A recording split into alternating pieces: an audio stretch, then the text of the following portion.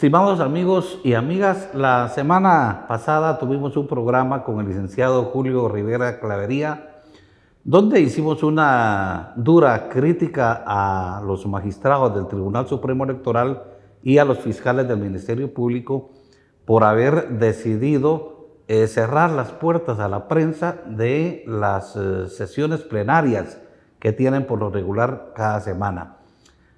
Sobre esto, la Asociación de Periodistas de Guatemala emitió un pronunciamiento condenando esta acción violatoria del artículo 35 de la Constitución de la República, y ahora queremos nosotros informar que el Tribunal Supremo Electoral y los fiscales del Ministerio Público rectificaron su posición y tomaron la decisión de permitirle a la prensa el acceso a estas sesiones plenarias.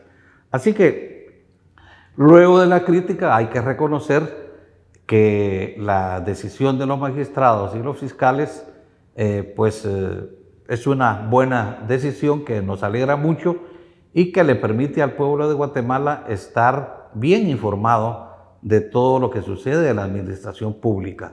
Recordemos que estas deliberaciones de los partidos políticos son importantes en un proceso electoral como el que tenemos, y cerrarle las puertas a la prensa, por supuesto, era contraproducente. Así que nos alegra la rectificación. Luego, queremos decirles que estamos ahora con un invitado muy especial. Es un invitado que analiza con mucha profundidad, con mucha claridad, los problemas de Guatemala. Es muy probablemente, si no el único de los pocos políticos de Guatemala con formación política que aborda con seriedad la problemática nacional. Y este personaje es el expresidente Alfonso Portillo Cabrera, quien está con nosotros hoy para hacer un análisis de la crisis que vive Guatemala. Recordemos que Guatemala atraviesa por una grave crisis. Los políticos a veces analizan los problemas del país con mucha trivialidad, con mucha superficialidad, y nos llenan discursos con palabras vacías, con muchos adornos, con muchas palabras que no dicen nada. Sin embargo, hay una crisis profunda y el expresidente Alfonso Portillo es de los pocos que aborda de manera muy objetiva y muy crítica esta situación, y también nos da luces sobre qué es lo que puede hacerse para resolver la crisis y salir adelante. Estamos aquí con el licenciado Portillo. Bienvenido, Alfonso. Bueno, en primer lugar, muchas gracias, Ronnie. Muchas gracias, Byron. Muchas gracias al estudio por invitarme a conversar sobre temas de interés nacional. Yo tendría una primera afirmación, Byron. El proceso electoral que vamos a empezar a vivir a partir del 23 de marzo es la mejor prueba y la mejor evidencia del deterioro del sistema democrático. Por muy raro que pareciera, la existencia de muchos partidos políticos pudiera interpretarse como el fortalecimiento de un sistema democrático que permite la participación, que permite la representación y que permite la competencia. Pero no. La existencia de muchos partidos políticos, que podemos llegar a 38 en este proceso electoral, te demuestra la atomización del país, la división del país, la desigualdad del país, la debilidad de las instituciones, la forma en que se ha degenerado la política, la forma en que hemos desnaturalizado la función pública. Entonces yo veo con mucha tristeza, con mucha desesperanza, el proceso electoral. Un proceso electoral que la mayoría de candidatos, por no decir de todos, pero la mayoría, porque hay uno o dos candidatos que se salvan en el sentido de que tocan los temas principales que debe conocer la población. Pero la mayoría de candidatos están ignorando razones, hay muchas.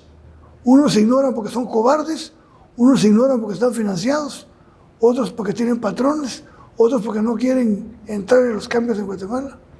Entonces, este es el proceso electoral más triste, más mediocre que hemos visto, pero al mismo tiempo es el proceso electoral que puede echar por la borda todo lo logrado hasta ahorita o empezar a fortalecer el sistema democrático. De tal manera que este proceso electoral para mí es sumamente importante por el resultado y por las consecuencias que pueda tener en la población. Licenciado Alfonso Portillo, ¿de qué manera podemos incentivar nosotros a la población a que tenga algún tipo de esperanza en cuanto a este proceso electoral ahorita, con toda esa debacle de la que usted nos está hablando en este momento? ¿Cómo podemos incentivar a la población para que participe, se involucre y pues que confíe en el proceso o que de alguna manera encuentre una salida al problema que aqueja a nuestra población? Muy buena pregunta, Ronnie. El día sábado estuve en la asamblea en donde me nominaron a mí para diputado en el Estado Nacional. Y antes de que se iniciara la asamblea, se me acercó una señora que no tenía que ver nada con la asamblea, una señora que me encontré en el lobby, y me preguntó: señor Portillo, ¿por qué sigue en política a su edad y a los años? Realmente me arrinconó con la pregunta, pero se me ocurrió responderle de la manera siguiente: ¿y qué prefiere? ¿Que participe? Le dije, o me siente en la puerta de mi casa a ver cómo se desmorona el país. Ah, no, hay que participar. Por eso estoy participando, Ronnie. El problema es que nadie quiere participar. Tú no te imaginas la dificultad para encontrar candidatos jóvenes, limpios, transparentes, con visión, con compromiso con el país. Hay gente muy valiosa, no quiere participar por miedo, por temor, por apatía y por desesperanza. Entonces, yo creo que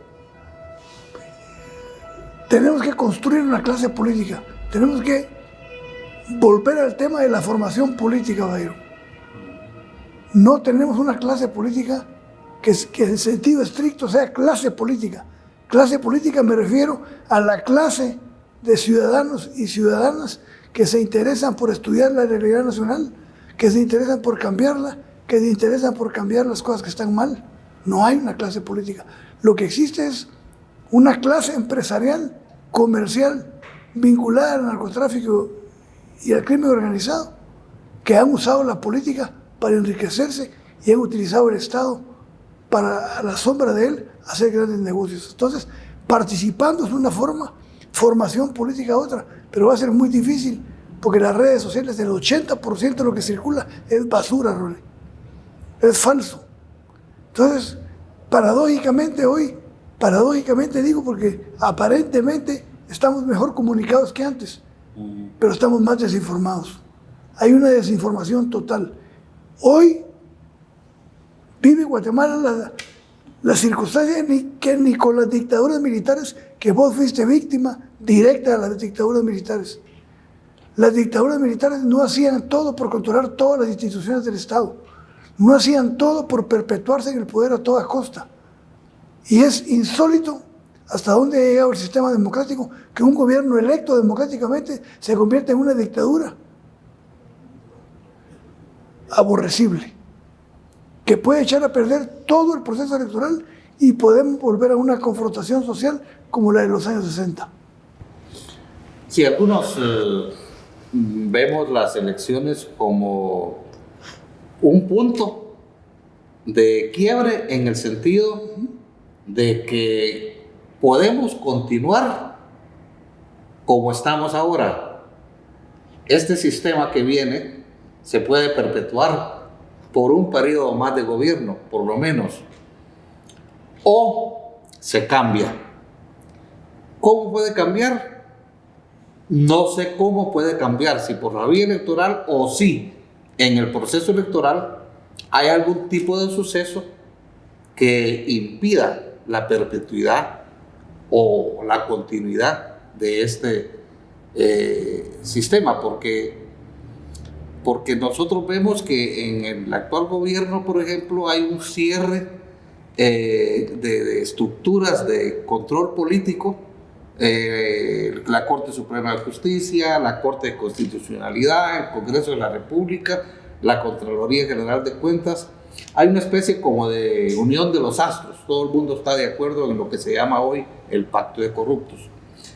¿Esto continúa o se le pone un punto final y empieza un proceso? ¿Existe la posibilidad de que pueda corregirse y volverse a la vida, digamos, a la normalidad que traíamos nosotros desde hace unos 8 años? Porque traíamos una normalidad, al menos funcional, digamos, del sistema. Pero esto se ha roto, se ha configurado una dictadura, ¿verdad? Y entonces, ¿existirá la posibilidad de un cambio o qué pasará si continúa el estado de cosas? Hay dos escenarios. Yo creo que si continúa el actual estado de cosas, vamos a un rompimiento constitucional. Si el gobierno, si el grupo gobernante se perpetúa en el próximo periodo, no lo termina. Vamos a la confrontación. Hay un fenómeno que está sucediendo en todo el mundo, pero que de manera relevante se acentúa más en unos países que en otros. Hay un libro que les recomiendo a los dos, que se llama El ocaso de la democracia, de Anne Applebaum. Ella es politóloga, analista, escritora, esposa de un hombre que fue ministro en Polonia. Y como subtítulo le puso el libro La seducción del autoritarismo. Estamos en la caída de la democracia, no estamos en ascenso en los sistemas democráticos, estamos en decadencia. Incluso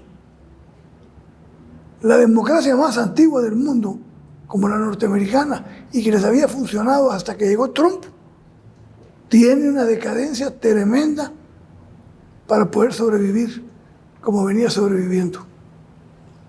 Pero hay un elemento que no se da en países como Estados Unidos, Francia e Italia, pero que se da en Guatemala: el narcotráfico. El narcotráfico permeó toda la estructura social, permeó el sistema financiero, permeó la industria, permeó el comercio exterior, permeó la política y convirtió a la política en el instrumento eficaz para lavar dinero. Entonces, ese es un fenómeno que viene a trastocar completamente lo que habíamos pensado. Hoy, para participar, tenés que tener mínimo 4 millones de quetzales. ¿Quién los va a tener? Y si los conseguís, tenés que pagarlos. Y para pagarlos, tenés que hacerlo con obra pública. Entonces, yo creo que estamos en un punto de quiebre. Yo tengo mis dudas de que el gobierno actual pueda perpetuarse. Ellos están haciendo números alegres, están haciendo cálculos positivos, pero la gente está muy desencantada, muy molesta, muy enojada. Muchos diputados que son fuertes, que son caciques en sus departamentos, van a tener dificultad para elegirse. La gente tengo la esperanza, pues. ¿Por qué te digo esto? Porque si tenemos esa esperanza y se concreta esa esperanza, quiere decir que en el Congreso puede haber una bancada o puede haber una nueva clase de diputados distinto a la que tenemos hoy.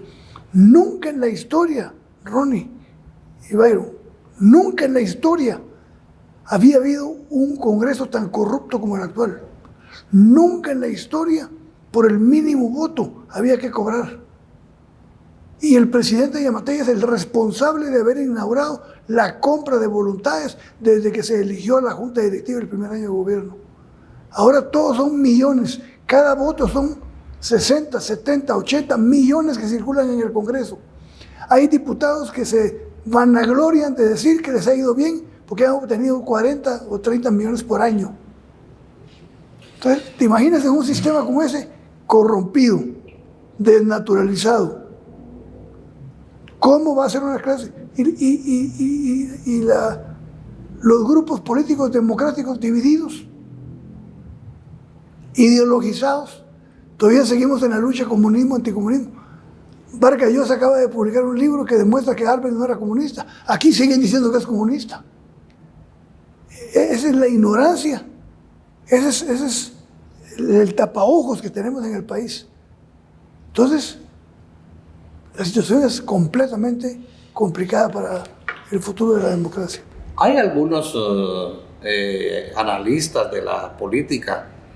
Te puedo citar, por ejemplo, a Lionel Torillo, que escribe sus artículos en el periódico, que ellos piensan que la derecha moderada en Guatemala se ha ido acabando, ¿verdad? Que hay que buscar que una derecha inteligente, que una derecha preparada, que una derecha, digámosle, democrática, entre comillas, pudiera influir para cambiar las cosas, junto, por supuesto, a una izquierda moderada. Pero ese escenario parece un poco pesimista en la medida en que los partidos políticos pues no pareciera que tienen la intención de provocar ese cambio mediante una apertura de cuadros para que llegue gente con una mejor disposición y más honrada y más decente y más preparada a los puestos públicos. No pareciera que los partidos vean esa problemática y sientan la necesidad de que pues llevar gente nueva y preparada y decente a los cargos puede significar un cambio para el país. Pareciera que hay una réplica de lo mismo. Mira, qué bueno que comentas eso, porque me permite comentar algo que quiero que la gente sepa. Uno de los partidos con los que negocié y llegué a un acuerdo preliminar se llama Nosotros, el partido dirigido por Rudy Guzmán y Nadia de León, la hija de Sandra Torres. Les vi buena intención, les vi apertura, creí en la oferta que nos hicieron, pero creí más cuando me dieron la autorización para que buscara un candidato presidencial con libertad, un candidato transparente, un candidato que no se hubiera comprometido con los factores de poder, un liberal democrático, un capitalista en sentido estricto, que no hay en Guatemala. Aquí lo que hay es mercantilistas, pero no hay liberales. ¿Y a quién busqué? Busqué a Lionel Torillo. Y me costó 3, 4 reuniones constantes con él, consecutivas. Y me pareció que es una de las mentes más brillantes que tiene Guatemala. Tiene clara la historia del país, tiene claro los cambios que hay que hacer en Guatemala y tiene la clara convicción de que tiene que participar. Aceptó. Solo lo escucharon 2 veces a Rudy y Nadia y se asustaron. Dijeron que era comunista. Sí, te lo estoy diciendo. Al extremo de que cuando platicando con Jorge Briz, cuando supo que la posibilidad de Lionel Torillo para presidente, dijo, es la mejor opción que pueden encontrar. Es más, yo diría que es la única opción. Sí, pero tiene un discurso incendiario y comunista, dijo Nadia. Esa es la mentalidad de los partidos. Los partidos son creados como sociedades anónimas para tener una cuota de poder y disfrutar del pastel de los negocios públicos. Por eso me salí de Nosotros. Nos engañaron y cuando estaba la posibilidad de cerrar el acuerdo y que incluso Lionel hizo los esfuerzos por conseguir recursos financieros para apoyar la campaña, le dijeron que siempre no. Entonces, ¿quién quedó mal? Lionel Torillo debe estar sentido conmigo. Pero, ¿por qué hice el esfuerzo? Porque hay gente, como la que vos calificás, que yo no calificaría de derecha ni de izquierda. Ya no creo en esa calificación, Byron. Te lo digo sinceramente. Y yo creo que vos estás por la misma línea. Mira, hoy salió un reportaje en Prensa Libre sobre el populismo deportivo. ¿Sabes por qué me dicen que soy populista? Porque no tengo un discurso ni de izquierda ni de derecha. Porque no creo en el planteamiento de la derecha tradicional y conservadora. Y no creo en la izquierda radical. Tampoco creo en el pensamiento de los años 60. Yo ya lo viví. Tú y yo fuimos víctimas de la ideologización, Byron. Tú y yo estuvimos apoyando la lucha armada. Y para mí ya pasó la historia de eso. Hoy Edgar Barcel dice, Alejandro Barcel dice en el reportaje sobre mí, tiene un discurso que no es de izquierda ni de derecha, por lo tanto le agrada a todo el mundo. Pero él cree que lo hago sé que no lo dice con esa mala fe, pero él cree que por tener un discurso indefinido ideológicamente es el que ha pegado. No, es que la ideología no te resuelve absolutamente nada. ¿Qué te resuelve la planificación económica? ¿Qué te resuelve la expropiación de los medios de producción? ¿Qué te resuelve la dictadura del proletariado? ¿Y qué te resuelve por la parte de la derecha? Libertad económica solo para ellos y la niegan a los demás. Derecha e izquierda. Ese es el atraso ideológico e intelectual que tiene Guatemala. Seguimos empantanados en una lucha que no existe. Y entonces, yo he optado, yo no me considero ni izquierda ni derecha. Tampoco me considero un liberal. Quisiera ser un liberal tipo Leonel Torriello. Pero me falta leer mucho, me falta conocer más el pensamiento liberal. Pero creo, la política que implementamos, que vos apoyaste muy fuertemente y muy eficazmente, Byron, abrir los mercados para que hubiera competencia, ¿es de izquierda o es de derecha? Ese planteamiento no es de izquierda ni de derecha. Tener un discurso, Byron, porque haya Estado de Derecho en Guatemala, no es de izquierda ni de derecha. Disminuir la desigualdad no es de izquierda ni de derecha. Proponer que haya un sistema de justicia que administre verdaderamente justicia no es izquierda ni derecha. Entonces nos están asustando con el petate del muerto. Ese es comunista, ese es chairo, ese es derecha. Es una farsa todo lo que estamos viviendo. Aquí lo que se trata es, estamos con el cambio para que Guatemala sea un país moderno, un país con Estado de Derecho, un país con un sistema democrático fuerte, fortalecido, o estamos por seguir con los privilegios. ¿Por qué hoy, Byron? Y vos en tu libro no sacaste la cantidad, pero fueron miles de periodicazos en contra del mínimo acto de corrupción de mi gobierno. Hoy la corrupción ha llegado a límites exorbitantes y no hay una voz del sector privado que critique. No hay una nota periodística que critique la corrupción actual del gobierno. ¿Por qué? Porque hoy el sector privado, una parte del sector privado, no toda, se ha beneficiado de los lineamientos de política pública del actual gobierno. Esa es la doble moral y el doble discurso y la farsa que vivimos como democracia. Por eso yo, cuando me dicen que es de derecha o de izquierda, ¿qué es izquierda, qué es derecha? Se mofaban de mí porque les dije, yo los amenacé con la pierna derecha, pero le metí el gol con la izquierda. No, mi política fue liberal, liberar los mercados, aumentar el salario, hacer la reforma financiera. Mira hasta dónde hemos caído, Byron, para poner un ejemplo. El peor ministro de finanzas que ha tenido en la época democrática se llama González Richie. Y hay que decirlo con su nombre sin miedo. Un hombre que no sabe de finanzas, que su especialidad es marketing publicitario. Pero su sueño era estar en la Junta Monetaria. Cuando le preguntaron cómo se debería gastar el dinero, dijo, perla cómo se gaste. Eso resume la política económica. Ahora es presidente del Banco Central y lo que luchamos, acuérdate, solos en el Congreso para aprobar la reforma financiera, para que se le otorgara la autonomía al Banco Central. ¿Cuál autonomía hoy? ¿Cuál autonomía? A hacer negocios llega el señor conjuntamente con su grupo del sector privado. Hasta eso hemos llegado. Y ahí por ese camino va el ICS, por ese camino van muchas instituciones del Estado. ¿Quién cree en qué institución hoy en Guatemala? Esa es la gran pregunta. Se perdió la confianza de la ciudadanía en las instituciones del Estado. Yo pienso que definitivamente hablar de ideologías políticas en esta época pues ya es un pensamiento bastante arcaico en cuanto al ejercicio de la política. Sin embargo, pues el país lo que está pidiendo son soluciones más pragmáticas y que realmente pues solucionen los problemas que aquejan hoy en día a la sociedad. En el 2015 Guatemala pues el producto del hartazgo pues se vieron ahí algunos cambios, la población pues estalló y salieron a las calles. Lo hemos visto también en América Latina, en Chile, Perú, hoy en día con tanto cambio de gobierno que ha tenido, una gran inestabilidad económica. Pero yo me pregunto y le pregunto a usted si, por ejemplo, la ley electoral y de partidos políticos, que fue producto de lo que sucedió en el año 2015 acá en Guatemala, realmente vino a solucionar algún problema, realmente provocó algún tipo de avances en cuanto al sistema político del país.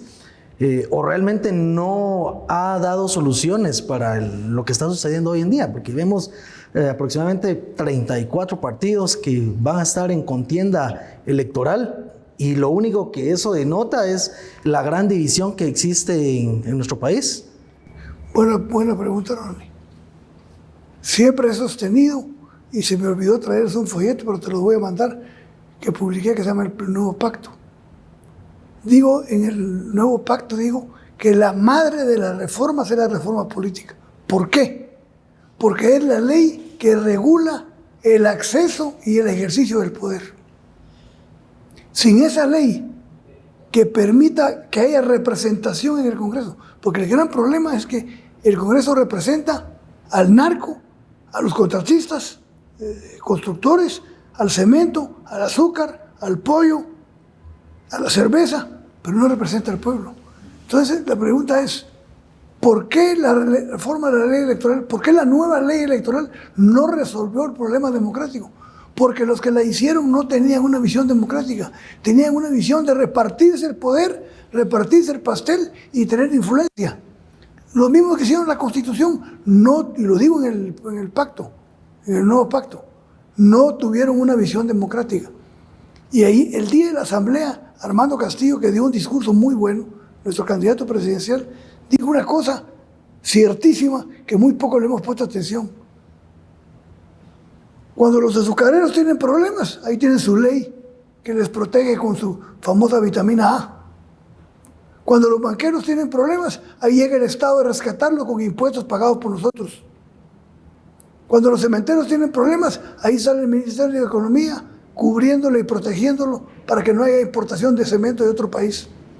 Todos los sectores tienen su ley que la han sacado en el Congreso porque sus intereses están representados en el Congreso, no los intereses del pueblo. ¿Quién ha pensado en una ley del agricultor? ¿Quién ha pensado en una reforma del Código de Trabajo? ¿Quién ha pensado en una reforma para modificar el proceso de establecimiento del salario mínimo? Los que tienen las leyes, los que hacen las leyes aquí son los que tienen representación en el Congreso.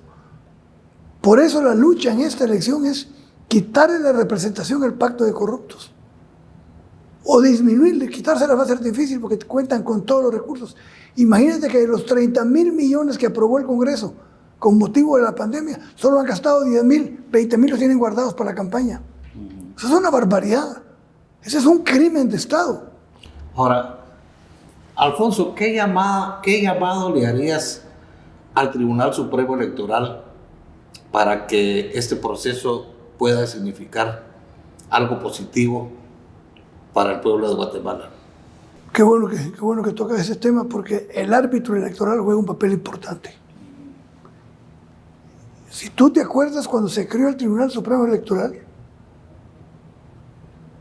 y se celebraron las primeras elecciones, la gente confió en el Tribunal Supremo Electoral.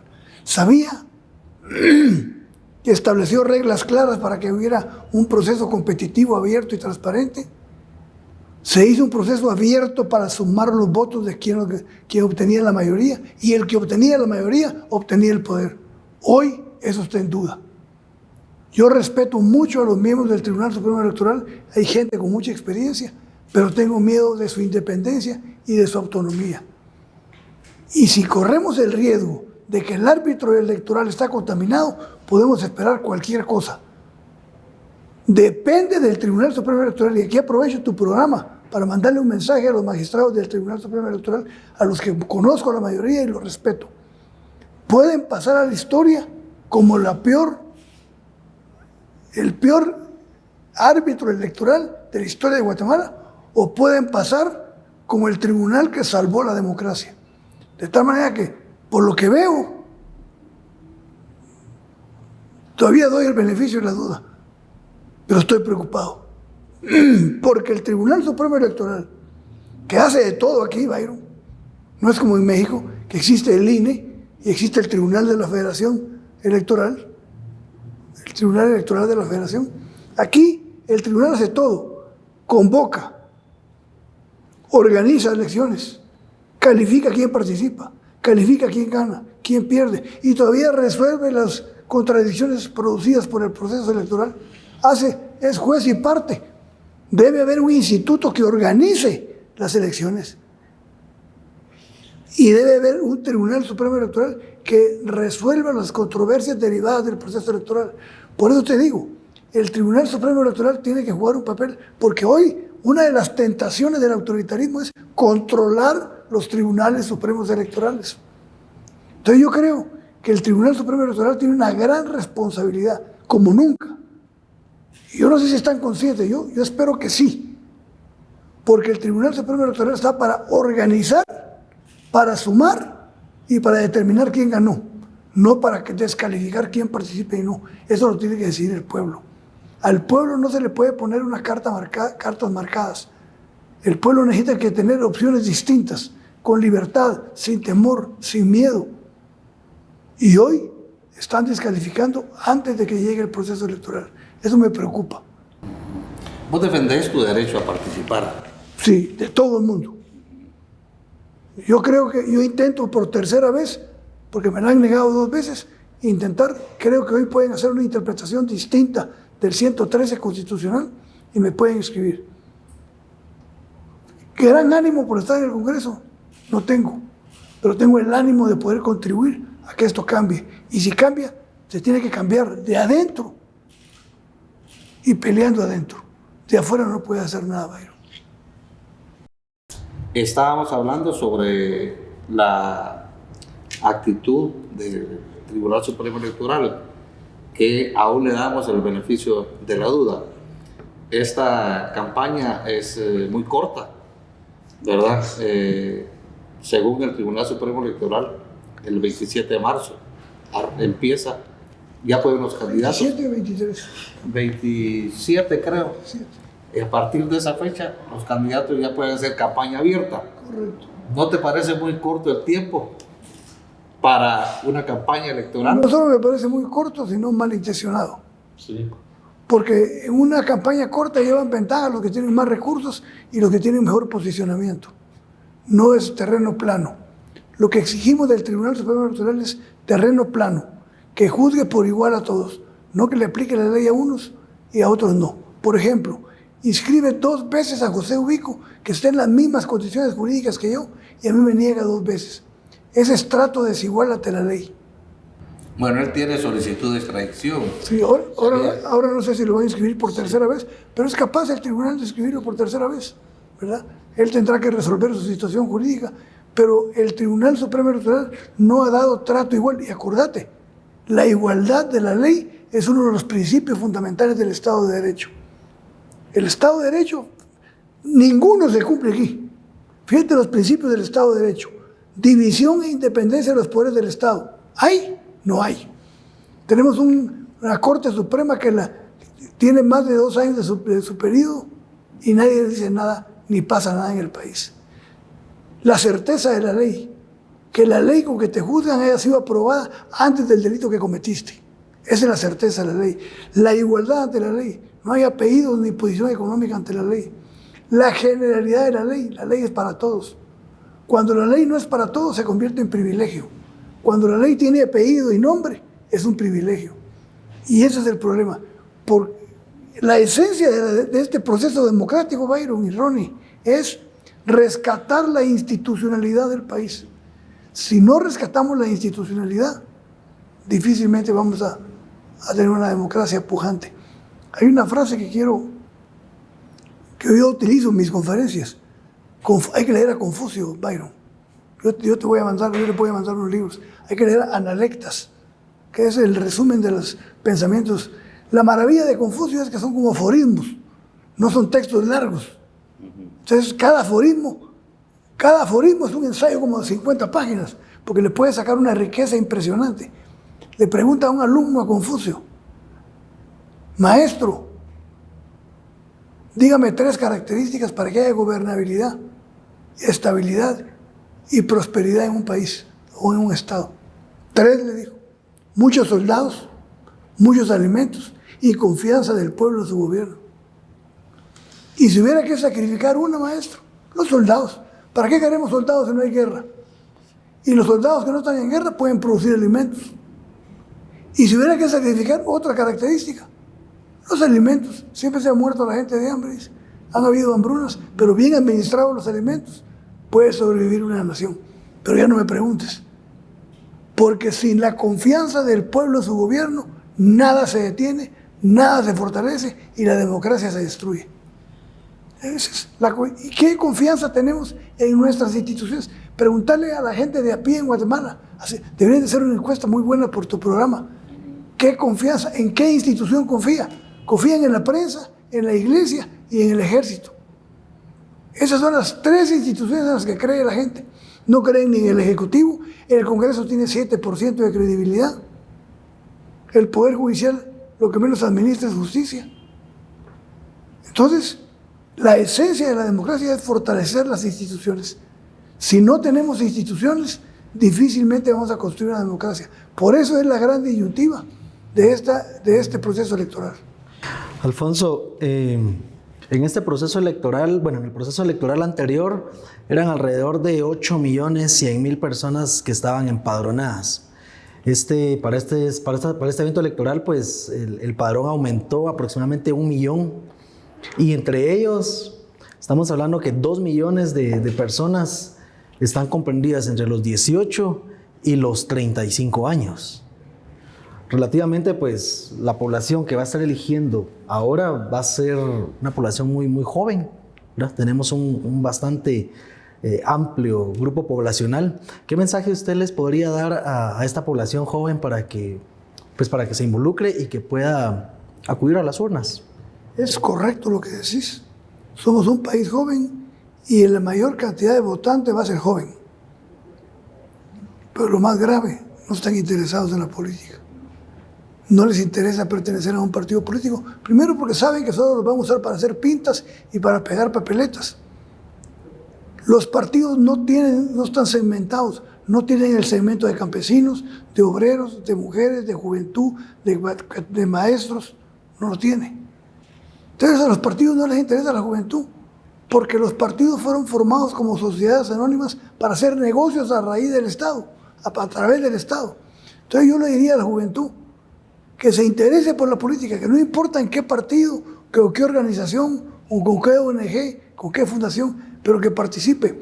Pericles, el fundador de la democracia, rey de Atenas, tenía una frase maravillosa: no es pacífico sino inútil el que no participa de los problemas de su ciudad. Y el gran problema aquí es que no participamos, hay apatía. Yo creo, ojalá que me equivoque, que va a haber mucho abstencionismo en esta elección. A la juventud que se comprometa, porque después se queda alegando uno cuando ya no tuvo el compromiso. No votó y alega. ¿Qué autoridad moral tiene uno para reclamar los actos malos de gobierno si no participó en su elección? Y cada voto que uno no emite es un voto que emite alguien contrario a nosotros, en contra de la democracia. El mensaje es: participen, interésense, lean, no crean. Hay un libro, te lo recomiendo también, se lo recomiendo a los dos. Se llama Sobre la tiranía, de Timothy Snyder. Por cierto, acaba de salir del hospital y publicó un libro del diario en el hospital. 21 consejos sobre la tiranía. Y dice: aléjense de la pantalla y del teléfono, lean, porque no lee la juventud de hoy. Y el que no lee, cree lo que le cuentan, hermano. Y hay otro libro, que está en Sofos, que es una maravilla, que se llama El tirano. Fíjate cómo hoy los autores están yendo por el tema de la tiranía, porque la tiranía le está ganando el terreno a la democracia. Pero el libro es tan interesante que se llama El tirano. Lo escribió un profesor de Oxford. Es éxito mundial. Y como subtítulo se llama Shakespeare y la política. De las obras de teatro y de sus obras literarias sacó la explicación de cómo actúa el ser humano ante la política. Precioso libro. Sí. La democracia se ha desacreditado mucho porque hay una clase política muy desprestigiada y porque los instrumentos de participación también se han deteriorado y el Estado mismo ha abandonado la educación. Las universidades están, en Guatemala está prácticamente paralizada la universidad La participación se limita mucho porque la gente pues no tiene, digamos, una formación mínima adecuada. Y entonces, ¿cómo el ciudadano puede reaccionar? Si lo que lo absorbe ahora es el teléfono principalmente, y luego el ciudadano no está formado, no está capacitado. Los partidos políticos no tienen la discusión de los problemas nacionales. Uno ahora observa las campañas de los partidos y los mensajes que transmiten son mensajes bastante triviales, algunos inentendibles. Los partidos políticos, habiendo tantos partidos, ni los partidos más grandes y más serios tienen una discusión de los problemas nacionales. No hay debates en Guatemala, no hay diálogos como en otros países. Hay nomás en El Salvador, hay más debate de los problemas nacionales. Aquí no. ¿Cómo hacer para que los partidos políticos pues tengan otra forma de presentarse ante los electores, que no sea la trivialidad y los mensajes vacíos que no dicen nada, los discursos vacíos? Si lo esperamos que lo hagan los partidos políticos, nos vamos a quedar esperando. Los partidos políticos no van a cambiar porque su lógica y su filosofía es el negocio. No es transformar el Estado ni llevar bienestar a la población. Tiene que salir de la reforma política. Por eso digo, la madre de la reforma será la reforma política. Obligar en la reforma política, en la reforma electoral, que los partidos inviertan en formación, inviertan en juventud, inviertan en la elaboración de programas, de planes y lineamientos de política. No hay. Para poner un ejemplo, nos llevan años luces de diferencia, pero lo tenemos de ejemplo, Francia. Todo el que está en el Congreso y en el Senado de Francia ha pasado por la Escuela de Altos Estudios en Administración Pública. Son formados, son políticos profesionales. ¿Quién es político profesional aquí? Ayer oí el discurso que me dio escalofrío de una candidata a la presidencia de Guatemala. Le gritaba a la gente como fascista. El pueblo manda, el pueblo manda. ¿Qué quiere decir eso? ¿Qué mensaje le está diciendo al pueblo? ¿Y quién la manda a ella? ¿Y cuándo ha mandado el pueblo en Guatemala? El pueblo manda, pero quiero que lo oigan, porque da miedo. Y después como que era Luis Miguel, el pueblo manda, le gritaba a la gente, el pueblo manda. Esos son los discursos mediocres, la pobreza intelectual, porque acuérdate que hasta Marx decía, cuando no se tienen ideas y pensamientos, cualquier palabreja estúpida la utilizan de propaganda.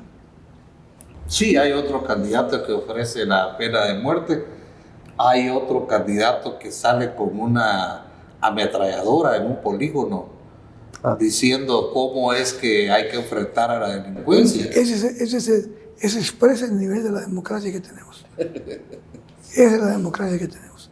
Pero no hay que perder la esperanza, Bayro. Nosotros ya estamos en nuestra época retirándonos, pero algo tenemos que hacer. Yo, 72 años, estar en el Congreso quiero dedicarme a formar. Ya tengo ubicada la casa, vamos a celebrar el convenio de contrato de renta. Quiero hacer una escuela de formación política para jóvenes de todos los partidos, no necesariamente para un partido, en general, porque no hay formación. Y para acabar, Byron, y vos lo tocaste, hasta la universidad está copada. Sí, claro. ¡Qué tristeza! Es una tragedia nacional lo que le está pasando a la Universidad de San Carlos. Tragedia nacional. Bueno, el gran reto, a pesar del escepticismo con que vemos las cosas, es que esto pueda componerse de alguna manera. Uno no sabe si todavía lo vamos a ver, ¿verdad? Porque es tan difícil el camino como se debe venir. Es difícil. ¿Verdad? Y estamos tan mal, porque en Guatemala los indicadores han retrocedido mucho. Hay que casi organizar todo el sistema de salud, de educación. El Estado mismo está, pues, es infuncional, es un Estado que no le sirva a la población, sino que sirve nada más para negocios de un reducido número de personas. Y hasta la justicia está también cooptada. Tenemos una corte que ya lleva 3 años de estar ejerciendo casi ilegalmente los puestos de magistrados. Entonces es bastante difícil el camino que tiene que seguir el pueblo de Guatemala para poder pensar en un cambio, porque aquí no estamos hablando de un modelo, de un sistema, sino que el país vuelva a la normalidad de un país como los demás países, donde se ve que hay cambios, que hay niveles de prosperidad, de avances en la economía, pero aquí no, aquí estamos bastante paralizados. Y es muy triste que uno tenga que hacer este escenario tan fatalista, pero no sé de qué otra manera pueda uno ver el país. Yo creo, retomando un poco lo que dijo Ronnie, cada quien debe cumplir con su rol. Y ojalá estemos conscientes de cumplir con nuestro rol y jugárnosla. Por ejemplo, los jóvenes deben participar en política. Hoy hay empresarios, por ejemplo, en Zacapa, ayer encontré un empresario de éxito, clase media alta, que quiere ser alcalde de Zacapa, en un ambiente hostil, en un ambiente peligroso. Pero está tomando la decisión, que es una decisión valiente, lo consultó con su familia. El mismo candidato vicepresidencial de Viva es un empresario de éxito, agrícola, que fue viceministro de Seguridad Alimentaria con Colón. Un hombre que se llama Edgar Grisolía, un hombre respetable. Consultó con su familia y dijeron, metete, aceptá. Entonces todos tenemos que hacer lo que nos corresponde, tener conciencia de que por lo mínimo que sea, por ejemplo, yo te voy a decir una cosa, tu programa es de los pocos programas que tienen debate nacional, de los temas nacionales. No hay debate en los medios de comunicación. Hay calumnia, hay mentira, hay invento, hay sarcasmo, hay burla, pero no hay debate. Y si no hay debate en el Congreso, que debe ser el centro de debate por privilegios y por antonomasia del país. Y entonces, me recuerdo de un libro que se llama La utilidad de lo inútil, de Nuccio Ordine, un profesor italiano. Lindo libro, ahí lo conseguís también, 60 pesos cuesta el libro. Y cuenta una anécdota de un pajarito. Se estaba incendiando un cerro y todos los animales empezaron a huir. Pero el pajarito iba a un río, un riachuelo, se mojaba las alas y iba a echar agua al fuego. Y le dice el león, pájaro ridículo, ¿qué vas a andar apagando ese fuego con tus alas? Bueno, dice, yo hago lo que puedo. Ojalá que todos los guatemaltecos pudiéramos hacer lo que podemos. Sí, bueno, yo pienso que ahí sí que, a pesar de tanto escepticismo del que estamos hablando acá en perspectiva, de cómo se ve, cómo va a estar el país en un futuro, con este sistema político, pues hay que apostarle a los jóvenes. O sea, realmente, por mucho que digamos de que sí, las ideologías, pues lo único que hacen las ideologías políticas es dividir a las poblaciones, pero una característica que tienen los jóvenes es el idealismo. Y yo creo que en ese idealismo pues radica la esperanza, y sobre esa base se podría construir, sobre la base de la juventud, una nueva nación. Estoy completamente de acuerdo, Ronnie. Suscribo todo lo que acabas de decir. Y son los únicos que lo pueden hacer. Hay un escritor español, Andrés Arrigó, es una frase muy dura, muy lapidaria. Yo desconfío de todo aquel que ya cumplió 30 años, dice. Hay jóvenes que están incursionando en la política. Yo hace poco estuve platicando con el alcalde de Santa Catarina Mita. Por cierto, en Santa Catarina Mita nos transmiten este programa en las 2 empresas de cable que ve la población. Pero el alcalde, como 30 y algo de años tiene, y es ingeniero, y es un hombre muy, muy visionario. Lo que siento a veces es que los jóvenes están muy bien intencionados, ¿verdad? Quieren hacer cambios, y a veces se van un poco más por las reformas materiales.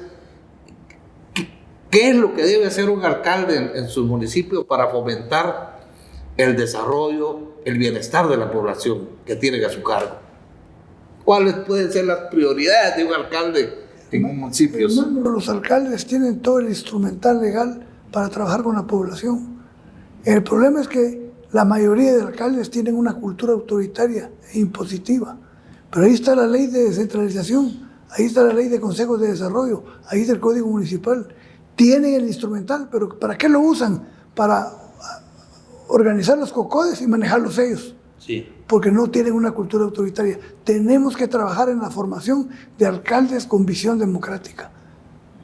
¿Ya? Otra cosa, en la reforma política hay que quitar los listados nacionales, no representan a nadie, Byron. Hay que insistir en el establecimiento de distritos pequeños para que el diputado que sea candidato de un distrito que sea conformado por 3 o 4 municipios rinda cuentas directamente, lo conozcan directamente, sepan quién es, sepa que conozca bien las necesidades de su pueblo. Y le puedan exigir. Y le pueden exigir. El instrumental existe, el problema es nuestra cultura. Tenemos una cultura autoritaria. Por eso el libro del tirano. Maquiavelo es lo más grande que hay en filosofía política.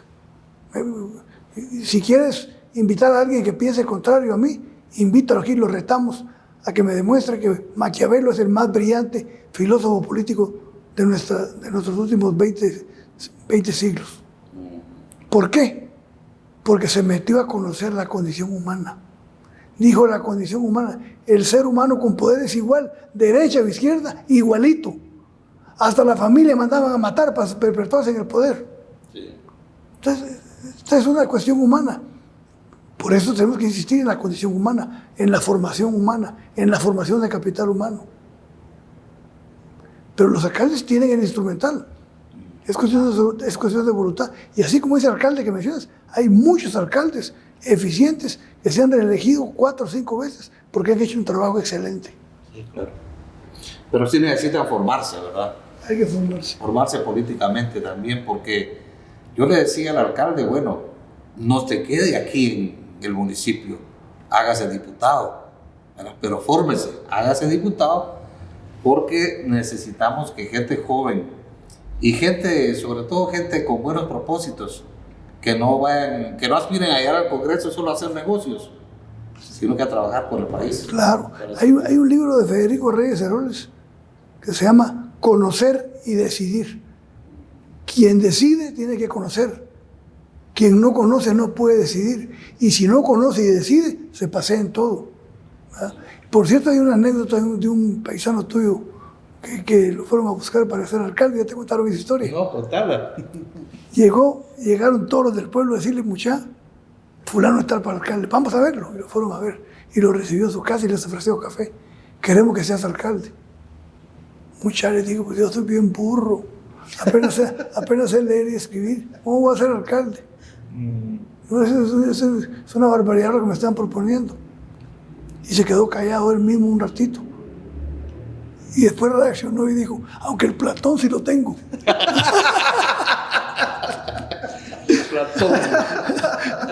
Bueno, pues Alfonso, muchas gracias por haberte tenido. Muchas gracias. Extendimos el tiempo del programa. Nos da mucho gusto haber estado y espero que no sea la última vez que estés aquí con nosotros. Hagamos un programa sobre Maquiavelo. Invita a alguien especialista que conozca Maquiavelo, porque Maquiavelo hay que leerlo. Maquiavelo tiene una frase maravillosa. Dice, la ley que no persigue el interés público no sirve para nada. Y es mejor arrepentirse de haber hecho que de no haber hecho. Sí.